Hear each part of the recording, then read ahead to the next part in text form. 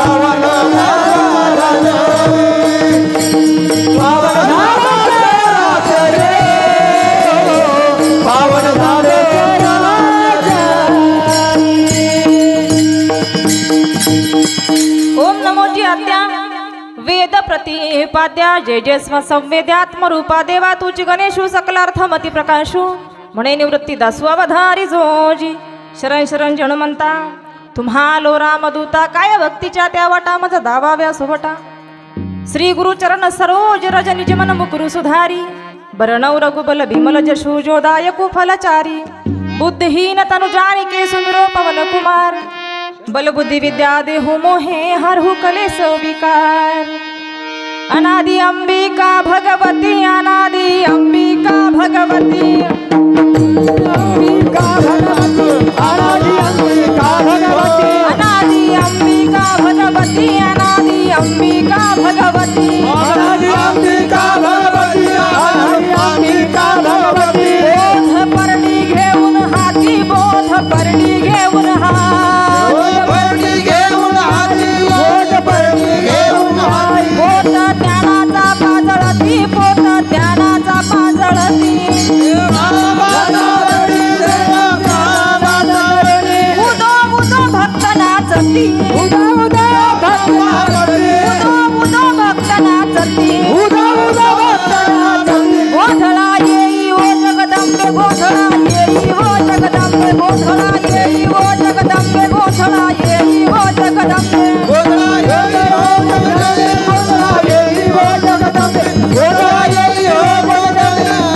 येई ओ जगदंबे या देवी सर्व भूतेषु शक्ती रूपेण संस्कृता नमस्तस्यै नमस्तस्यै नमस्तस्यै नमो नमः विठ्ठल विठ्ठल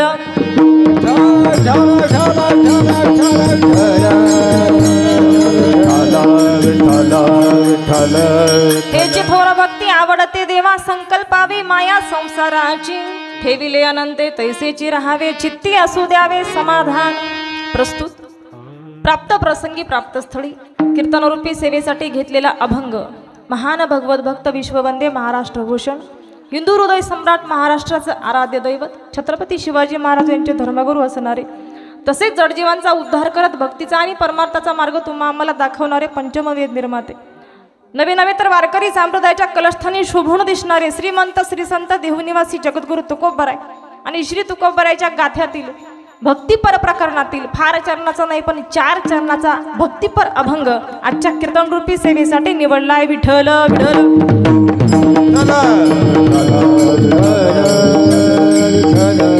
प्रस्तुत अभंगात प्रवेश करण्याआधी अल्पसा परिहार वक्त्याचं आद्य कर्तव्य या न्यायाने अल्पसा परिहार द्यायचा तो म्हणजे की असा साधू संतांच्या पदस्पर्शाने पावन आणि पुनीत झालेली ही नरसापूर नगरी तेलंगणा येथे सालाबाद प्रमाणे चालत असणारा शारदीय नवरात्र उत्सव आणि त्या उत्सवातील आजची 7व्या दिवसाची माळ 7व्या दिवसाचं पुष्प भगवंताच्या आणि आई भवानीच्या चरणावरती समर्पित करण्याचं भाग्य मला लाभलं पहिल्यांदा मी माझं परमभाग्य हे समजते आणि सर्व गावकऱ्यांच्या चरणावरती नतमस्तक होते सुंदर असं आयोजन आहे अगदी दृष्ट लागावं एवढं सुंदर आयोजन नियोजन सर्व नरसापूरकर मायबापांनी केलेलं आहे आणि विशेष द्यावे तेवढे धन्यवाद तुम्हाला कमीच आहेत हे जर मंदिराचं बांधकाम पाहिलं मी यापूर्वी एकदा आले होते ओळखता का महिला मंडळ हां आहेत का गेल्या विसरून आहे ना ओळख यांचं सोडून द्या पण तुम्ही तरी ओळखायला पाहिजे मला नाही का हे आपलं कसं आहे कार्यक्रम घरच्यासारखाच आहे जवळजवळ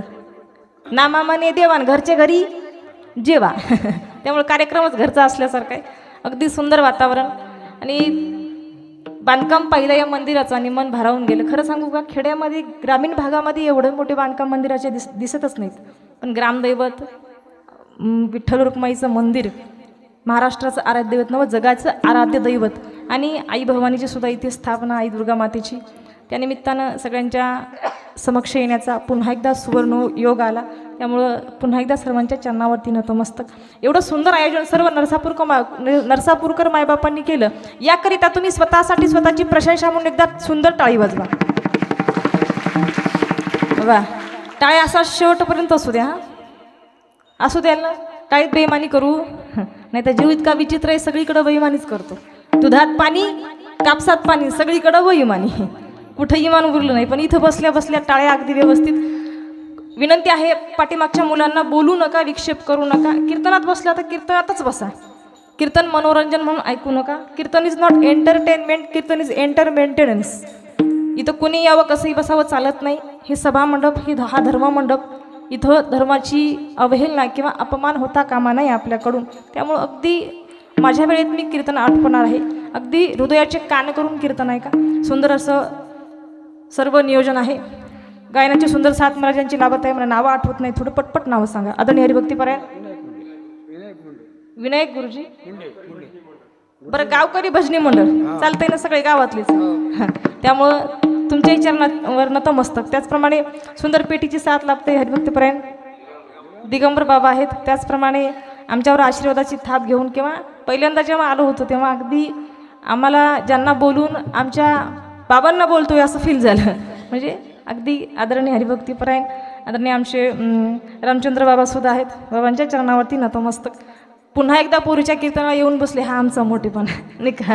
त्याचप्रमाणे आदरणीय हरिभक्तीपरायण त्यांचेच सुपुत्र आपल्याच गावचं वैभव. खरं म्हणजे ही सांगड घालायला खूप वेळ लागतो. बरं, एक कीर्तन ठेवायचं मला तर एका गावून गायक बोलवावं लागतो, दुसऱ्या गावून वादक बोलवावं लागतो आणि 4-5 खेड्याची लोक जमा करावी लागतात, तेव्हा कीर्तन होतं. कारण कीर्तन हे एकट्यानं करायचं नाही. एकल्याचा नव्हता खेळ म्हणून मेळ जमविला. एकट्यानं करायचं कीर्तन नाही म्हणून. पण तुम्हाला काही विचारायची गरज नाही, कुणाला बोलवायची गरज नाही, गावातच सगळं व्यवस्थित आहे नाही का. आदरणीय हरिभक्तीपरायण मृदंगावरती थाप पडावी आणि थेट थाप आई भगवतीच्या हृदयापर्यंत जाऊन पोहोचावी, एवढं सुंदर ज्यांचं वादन आहे. असे आमचे ज्येष्ठ बंधू निवृत्ती दादा सुद्धा आहेत. दादांच्या चरणावरती नतमस्तक. त्याचप्रमाणे साऊंड सिस्टीम मला वाटतं इथेच आहे. त्याचप्रमाणे साऊंड सिस्टीम सुंदर आहे. एकदा साऊंड सिस्टीमसाठी सुंदर टाळी वाजवा. सर्व हृदयस्थ मंडळी आहेत, सगळ्यांची नावं काही घेणार नाही, सगळे आपल्या काळजातलीच माणसं आहेत. अगदी उपस्थिती प्रत्येक ठिकाणी लावणारी आदरणीय सर्व आमची मंडळी आहे. सर्वांच्या चरणावरती नतमस्तक. गावातील जमले सर्व संत सज्जन माईबाप लहान थोर मंडळी, पुरुष मंडळी, महिला मंडळी, अबाल वृद्ध सगळ्यांच्या चरणावरती नतमस्तक होते आणि अधिक वेळ विस्तारात न घालवता माझ्या अभंगाकडे येते. विठ्ठल विठ्ठल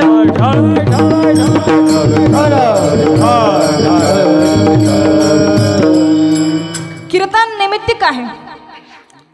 दुर्गा महोत्सवाच्या निमित्तानं कीर्तन असल्यामुळं काहीतरी देवीचं थोडंसं इतिहास सांगून पुढे जावं नाही का. निमित्तिक कीर्तन म्हटल्यावर तेव्हा दत्त जयंतीला आले होते, मला वाटते दत्त पौर्णिमेला नाही का. तेव्हा भगवान दत्तात्रयाच्या विषयी बरंच बोलणं झालं होतं.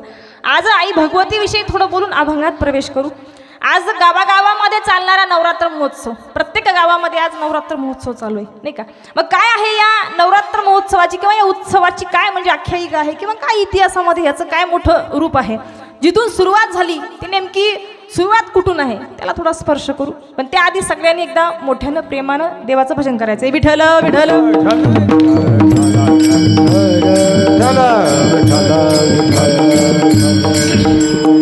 खरं म्हणजे ही सुरुवात. आज गावागावामध्ये नवरात्र उत्सव आहे. आजचा दिवस आईचा 7वा आहे नाही का. आज आरतीला पण सर्वजण आले होते तुम्ही, बरोबर आहे. मी गावात एंटर होताना तुम्ही बाहेर जात होत्या, बाहेरच्या बरेच मंडळी म्हणजे पलीकडे राहणारी आले होते बरेच नाही का. आजचा आईचा रंग कुठला आहे, आजचा रंग कुठला आहे तुम्ही असं माझ्याकडे बघू नका. तुम्हाला माहित नाही का. मला माहिती आहे, तुम्हाला माहित नाही म्हणल्यावर मला कसं तरी वाटतं ना. हिरवा नाही का, भगवा, तेच म्हणते मी. म्हणजे बरोबर बोलता का चूक बोलताय बघावं लागेल. आईचा रंग भगवा आहे. ही जी अंबिका आहे खरं म्हणजे स्त्री शक्तीचा जागर करत असताना या अवनी तलावर, या भूतलावर, या इहलोकामध्ये स्त्री जर वजा केली तर शून्य उत्तर आहे नाही का. स्त्री शिवाय या जगाला काही अर्थ नाही. मुक्तपणे मुक्त, श्रेष्ठपणे श्रेष्ठ आणि सर्वत्र वरिष्ठ आदिशक्ती. ही आदिशक्ती सर्वश्रेष्ठ आहे. म्हणून तिची अर्चा पूजा ही का करायची असते, कारण ती प्रसन्न असेल तर सगळं प्रसन्न आहे. घरातही साधारण वातावरण बघा चांगलं असेल तर ठीक आहे. आजचा आईचा रंग भगवा आहे नाही का. आजचं रूप जर पाहिलं तर पहिल्यापासून जर रूप तुम्हाला सांगायची झाली तर शैलपुत्री, ब्रह्मचारिणी, चंद्रघंटा, कुष्मांडा, स्कंदमाता, कात्यायनी, कालरात्री, महागौरी आणि सिद्धिदात्री अशी 9 आईचे रूप आहेत. त्या नवरूपामध्ये या 9 दिवसामध्ये का 9 दिवस देवी मांडायची, का 9 दिवस आईची भक्ती करायची. खरं म्हणजे दसऱ्यापर्यंत हा जो पिरियड आहे या एवढ्या कालावधीमध्ये ती उपासना का करतात याची खूप मोठी आख्यायिका आहे. पण त्या आईला प्रसन्न करत असताना थोडंसं त्या आईचंही गुणगान झालं पाहिजे. म्हणून सगळ्यांनी सुंदर टाळीचा प्रतिसाद द्यायचा, सगळ्यांनी सुंदर मुखाने म्हणायचे आणि सगळ्यांनी टाळीचा प्रतिसाद द्यायचा. आणि विशेष करून तुम्ही सुद्धा बरं माझा स्वर तुटू देऊ नका. अनादि अंबिका झालं म्हणता का, म्हणता का नाही म्हणत तुम्ही. तुम्हालाच गुत दिली ताई म्हणावं सगळं, आम्हाला काय घेणं देणं नाही. बाबा ओरडले कोणाला. विठल विठल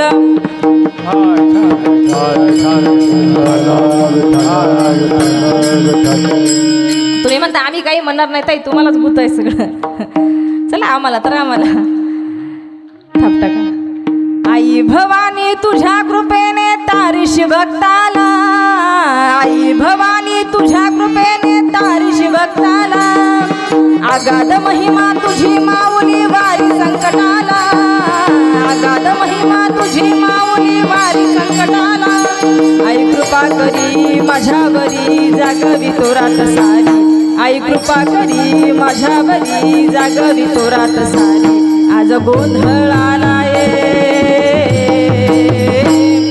गोंधळ मांडला भवानी गोंधळ आलाय, गोंधळ मांडला भवानी गोंधळ आलाय.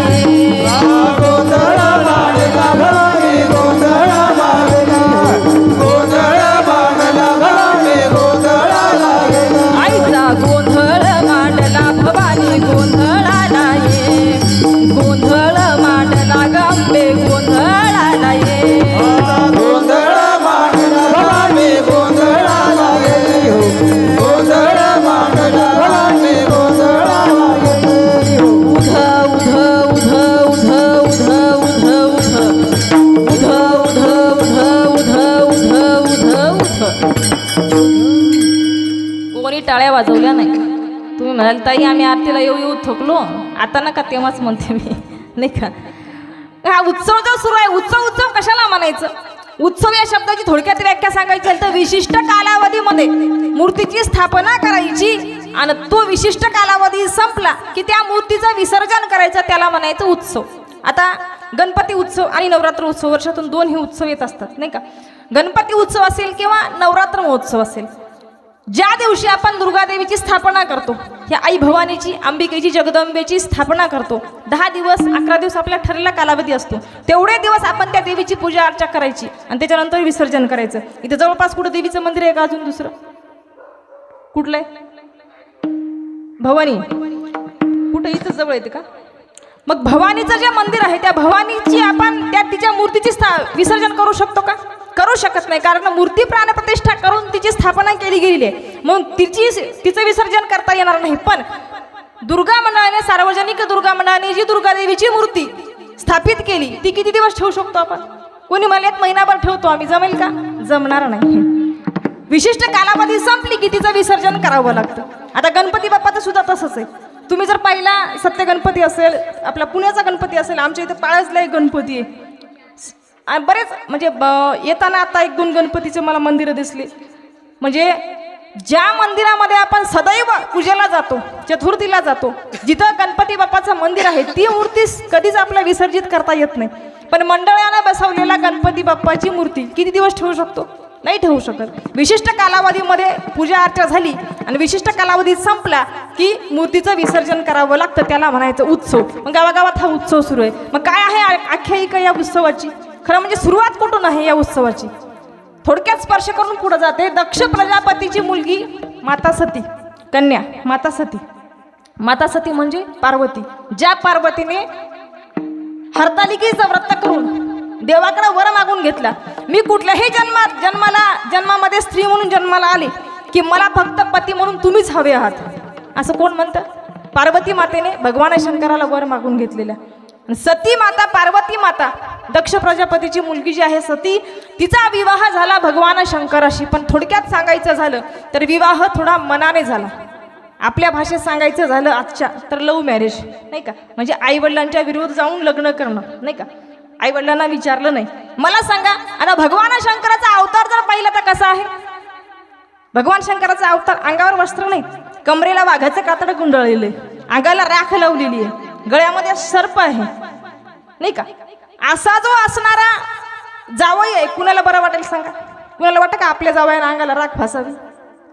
नाही. आत्ताचे जावई तर सोडूनच द्या. आत्ता जावई फॉर्च्युनर मधूनच आला पाहिजे, नाही का. आता अपेक्षा खूप वाढल्या सुद्धा लग्नाच्या जवळजवळ, कारण मुलीच भेटणार महाराज.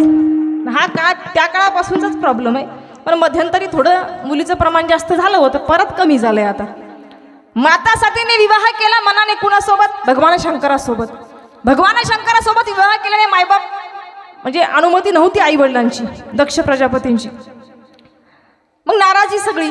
आणि एक असं झालं एक दिवस की भला मोठा यज्ञ ठेवला. कोणी? दक्ष प्रजापतींनी आपल्या घरी यज्ञ ठेवला. पण त्या यज्ञाला सगळ्या मुलींना बोलवलं, जावयांना बोलवलं, ऋषी मुनी देव दानव सगळ्यांना निमंत्रित केलं. पण भगवान शंकरांना सती मातेला बोलवलं नाही. पण जाणारे लोक गप्पा बसत नव्हते. वरून नारदजी जात होते. नारदजीने भगवान शंकराला विचारलं का हो तुमच्या सासऱ्याच्या घरी भला मोठा यज्ञ सुरू आहे, खूप लोक त्रिभुवनातून सर्व लोक ऋषी मुनी देव दानव सगळे काही आले, तुम्हाला निमंत्रण नाही का? भगवान शंकरांनी सांगितलं मला निमंत्रण नाही, पण ही गोष्ट सती मातेला कळू देऊ नका, पार्वतीला कळू देऊ नका, कारण ती कालीचा अवतार धरू शकते रागाने. पण तिची एक मैत्रीण म्हणजे सती मातेची मैत्रीण विमानाने जात होती त्याच कार्यक्रमाला. तिने सांगितलं का ग बाई तुझं आवरलं नाही का अजून? पण खरं सांगू का सती मातेला यातली काही कल्पनाच नव्हती. सती माता म्हणायला लागल्या कशाबद्दल बोलते काही कळतच नाही. तिने वरून सांगितलं तुझ्या बापाकडे एवढा मोठा यज्ञ आहे आणि तुझं अजून आवरलं नाही, कधी जाणार आहेस तू? पण जेव्हा खरं सांगू का आपल्या माहेरात कुठला कार्यक्रम असतो त्यात अगोदर सगळ्यात तिथं उपस्थित कुणाची हवी असते? मुलीची हवी असते नाही का? आपली मुलगी तिला ये म्हणायची गरज नाही. भावाचं लग्न असू द्या 1 महिनाभर अगोदर मिरवते नवरीची ननंदबाई म्हणजे करवली नवरदेवाची. पण इथं सती मातेला काही कल्पनाच नव्हती काय कार्यक्रम चाललाय. आणि एकमेव ठिकाण असं आहे बघा माहेर बाईचं, जिथं जायला बाईला परवानगीची गरज नाही. बरं वाटू देऊ नका तुम्हाला, 8 दिवस 10 दिवस झोपून राहू द्या घरी. सरळ बाई म्हणते नवऱ्याला हे बघा मी माझ्या भावाला बोलून घेते माहेरी आरामाला जाते. पण तिथं विचारावं लागतं का आई बाबा मी आरामाला येऊ का? दादा रे मी तुझ्याकडे आरामाला येऊ का? विचारावं लागत नाही का? कारण ते अधिकाराचं घर आहे. म्हणून सती मातेला प्रश्न पडला. सगळ्यांना सांगितलं, मला का सांगितलं नाही माझ्या बाबांनी? पण तरी सती माता शंकरला भगवान शंकरला म्हणतात अहो ऐका ना, मुलीच्या बापाच्या घरी जायला मुलीला कसली परवानगी कसलं निमंत्रण आमंत्रण लागतं? चला आपण दोघं आपण कुठं जाऊ? कार्यक्रमाला जाऊ. भगवान शंकर म्हणले हे बघ सती पार्वती शास्त्र असं सांगतं काही ठिकाणी बोलवलं तर जावं, काही ठिकाणी बोलवलं तरीही जाऊ नये, आणि काही ठिकाणी न बोलवताही जावं. हे असं ठिकाण आहे जिथं निमंत्रण असेल तरच जावं माणसानं. मला निमंत्रण नाही मी तर येणार नाही, आणि तुझी आशा मी मोडणार नाही. तुला जायचं असेल जाऊ शकतो, तुझ्या बापाचं घर आहे, जायचं का तुला? बिंदास्त जा, माझी काही नको नाही. सती माता म्हणायला लागल्या तुम्ही नाही गेला ठीक आहे पण मी जाईल, कारण माझ्या बहिणी म्हणजे सगळे नातवंड तिथं आलेली असतील, भला मोठा कार्यक्रम आहे मला जायचंय. सती माता त्या कार्यक्रमात सहभागी झाल्या. त्या यज्ञ समारंभाच्या ठिकाणी सती मातेने उपस्थिती लावली. पण जशा सती माता दक्ष प्रजापतींना दिसल्या राग आला, तळपायाच्या मस्तकाला गेली, कारण मनाविरुद्ध मुलीने लग्न केलं हे पटलेलंच नव्हतं. सती मातेचा अपमान न करता दक्ष प्रजापतींनी अपमान केला भगवान शंकराचा. भगवान शंकराचा अपमान केल्याने कुठल्याही पतिव्रता स्त्रीला आपला स्वतःचा अपमान सहन होईल, पण आपल्या नवऱ्याचा अपमान कधी सहन होत नाही. सती मातेला असा राग आला, सती मातेनं त्याच यज्ञ कुंडामध्ये स्वतःला वाहून टाकलं, आहुती दिली. धडधड धडधड आईचं शरीर पेटायला लागलं. नारदजींनी ही बातमी भगवान शंकराला जाऊन सांगितली. भगवान शंकरांनी तिथे क्रोधामध्ये आपल्या जटा एका दगडावरती एका पाषाणावरती आपटल्या. तिथं वीरध्वज नावाचा एक राक्षस तयार झाला. त्या राक्षसाने नंतर बराच काही इतिहास आहे देवी भागवत कथेमध्ये, पुढे खूप मोठा सारांश आहे याचा.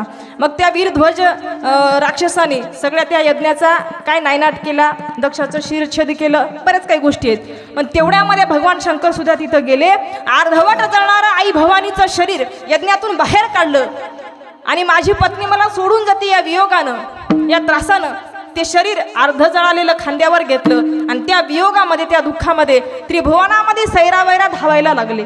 धावत असताना एखादं मेनकापड जळावं आणि त्याचे लचके खाली तुटून पडावे असे आई भवानीचे सती मातेचे अवयव ठिकठिकाणी पडत होते.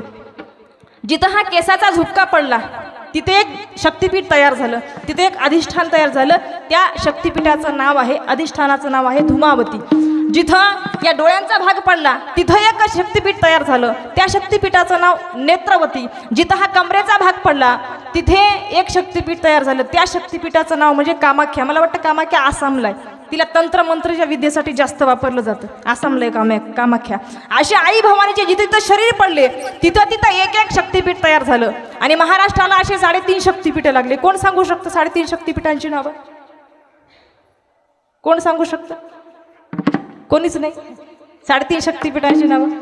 माहूरगडची रेणुका माता, तुळजापूरची तुळजाभवानी, कोल्हापूरची महालक्ष्मी आणि अर्ध शक्तिपीठ म्हणून ओळखले जाणारी वणीची सप्तशृंगी माता, हे 3.5 शक्तिपीठ महाराष्ट्राला लाभली. आणि त्याच आईचा, त्याच भगवतीचा गोंधळ तिला प्रसन्न करण्यासाठी, तिला तिची उपासना आराधना करण्यासाठी जो उत्सव साजरा केला जातो, तो उत्सव म्हणजे आजचा जो सुरू आहे तो उत्सव. अगदी आपल्या भाषेत सांगायचं शारदीय नवरात्र उत्सव. ही झाली या उत्सवाची माहिती. विठ्ठल विठ्ठल. विठ्ठल